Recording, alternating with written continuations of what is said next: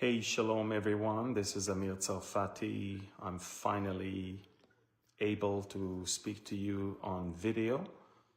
I just wanted to give you an update on what is going on. And last time I was here on video, I told you Israel is about to strike in Iran, and the moment has arrived in exactly 4 hours ago.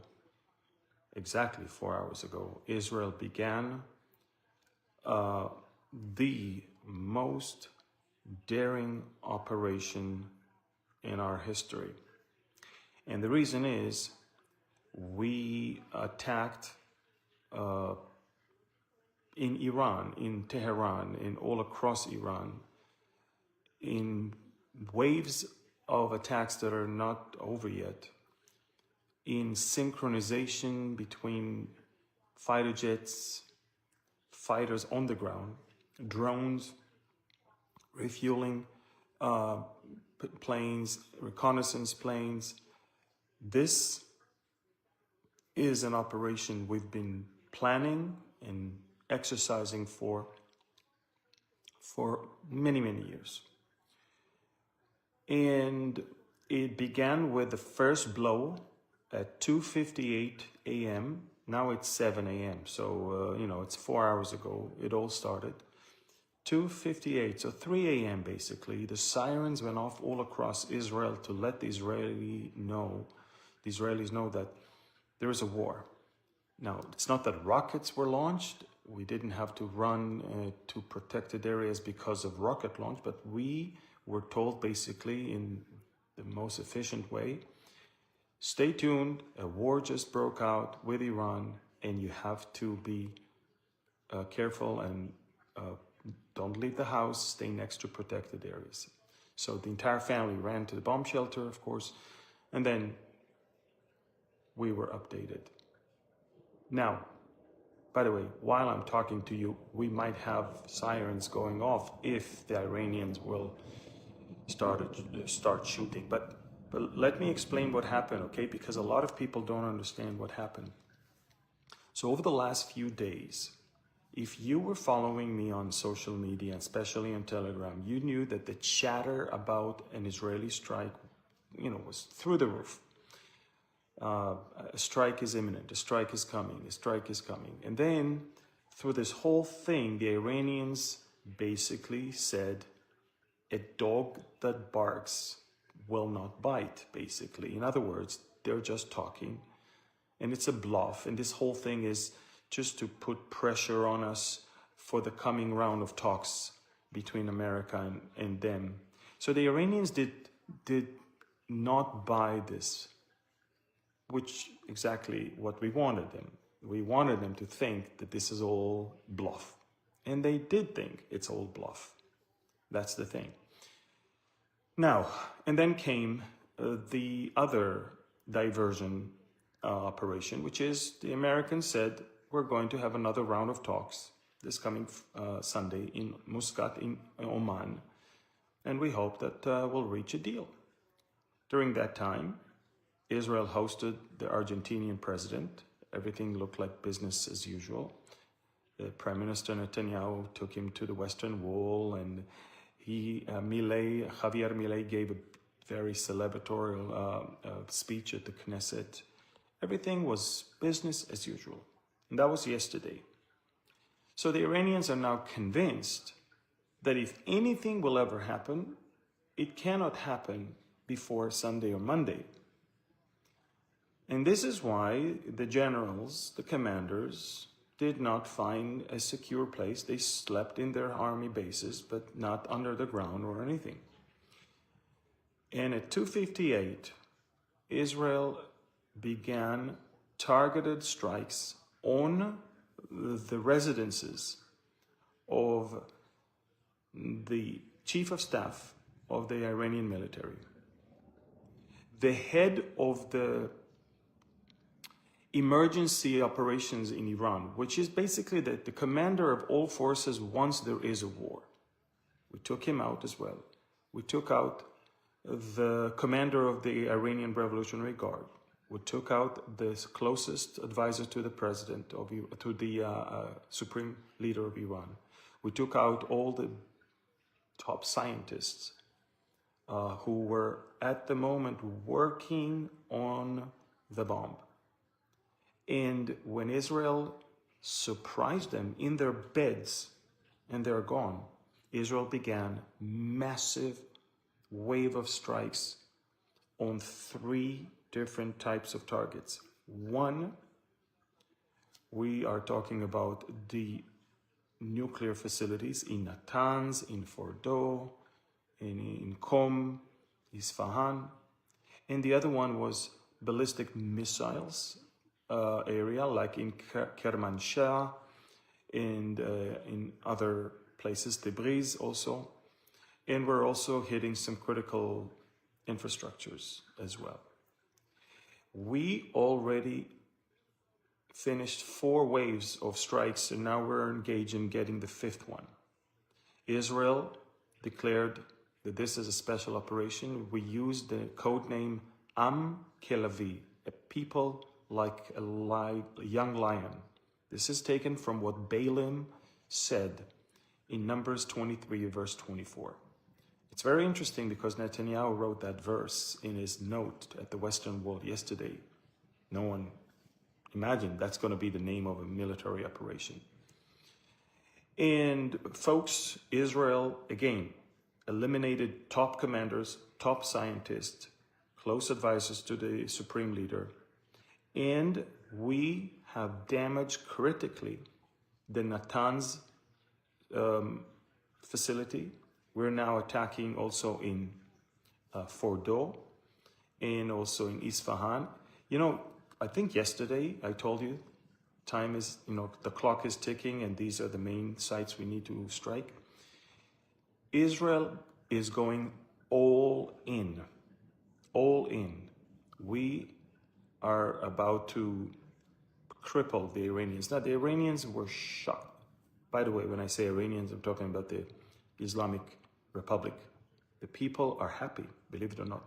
Many people are very happy. And this is their chance maybe to somehow try to topple the regime. We are 4 hours into this operation right now. 4 hours into the operation, and we continue. I don't know if you can hear, but I live next to airbase. Non-stop takeoffs and landings. What we do when dozens of aircrafts are taking off, they fly all the way. They need to refuel on the way back because they don't have enough fuel to fly back. But they also drop all of their ammunition, so they need to fly back, land here, rearm, refuel, and take off again. Almost 2/3 of the Israeli Air Force is now attacking in Iran. We're talking about unprecedented attack in a distant target. And it will have to continue, and let me explain why. Some of those sites are so deep under the ground that one wave of bunker busters will not be enough. You will penetrate only 1/3 of the depth. You need another one, and you need another one. Sometimes you need 5 different waves to reach the actual facility under the ground. So we're planning on at least a week of non-stop attacks. Now, we're not fools. We know that the Iranians are going to retaliate. We actually expect a barrage of anything between 300 to 600 ballistic missiles to be launched at us. And this is, by the way, where we could use a lot of help from America and other allied forces in this region. Guys, we are ridding the world from the biggest headache in the Middle East, the nuclear program of Iran. And when Iran is crippled, the Houthis will be crippled. So if you want to solve the problem of the Houthis from Yemen, take care of the head of the snake first. And that's what we're doing right now. And as a, and you can see the Houthis are not launching rockets yet because they are reassessing their situation themselves. Now, I'm not saying there won't be launches towards Israel. There will be, for sure. But we are finally, after so many years, this is what Benjamin Netanyahu became prime minister for. This is his life mission, is to rid Israel from the Iranian nuclear threat and to bring peace with our neighbors. That's what we are aiming towards. Now, the funny thing is, President Trump said, hey, I was not surprised. I was well informed. I was, informed in advance, and I want to, encourage the Iranians to come back to the table of negotiations. This is funny because there's nothing to talk about now. If we're destroying the nuclear program, the whole talks are about the nuclear program. Now, the one thing that might help us a lot, so far it's pure Israeli operation. Not a single American fighter jet is participating in it. But we could use help in the coming days in order to seal the deal, in order to have more jets attacking, non-stop attacks until the entire ballistic missiles and nuclear program is wiped out. These are big challenges. Iran is holding thousands of ballistic missiles that can reach Israel, but they can also reach any American base in the area. It's very interesting. The only country, Arab country, that is openly criticizing the Israeli strike, the only one, is Oman. And that tells you how much the Omanis are not really mediators. Of course they work for Iran. Of course they are collaborators with Iran. But everybody else is smiling. Finally, for the Saudis, Emiratis, the Bahrainis, even the Qataris, I don't know. But finally, the Shiite monster is not anymore that much of a big deal. For many years I've been teaching Bible prophecy. And for many years I've been teaching that Iran will not strike or, come against Israel all alone because it won't be able to. It might retaliate now, but Iran will have to wait until there is a bigger coalition led by Russia with Turkey, and that's the Ezekiel war, and that's when Persia will join and try to avenge what we see right now. So, unbelievable thing. For 4 hours, I'm glued to the news and I report news. I don't know if you're not on my Telegram channel, you really need to be. I have unbelievable videos, maps and photos and information about everything that is going on. You need to go there. I've got 610,000 subscribers, maybe more. I have blue check mark. So don't follow the fake channels that bear my name because it's not me. And I'll keep you posted, folks. But it's unbelievable what's going on here. Now, of course, we're in full synchronization with the US. Netanyahu and Trump are fully coordinated. All the fake news of the liberal progressive left, as if there is some sort of some tension between the two leaders and they're not synchronized, they don't see things the same way. This was all, it's fake. Not only it was fake news, but the Iranians themselves bought that crap. And then it worked for us because we needed to put them to sleep. And they were asleep at 3 a.m. when we strike. So guys, go to my Telegram channel. I'm going to finish this right now because I have to go back to Telegram, keep posting more and more things.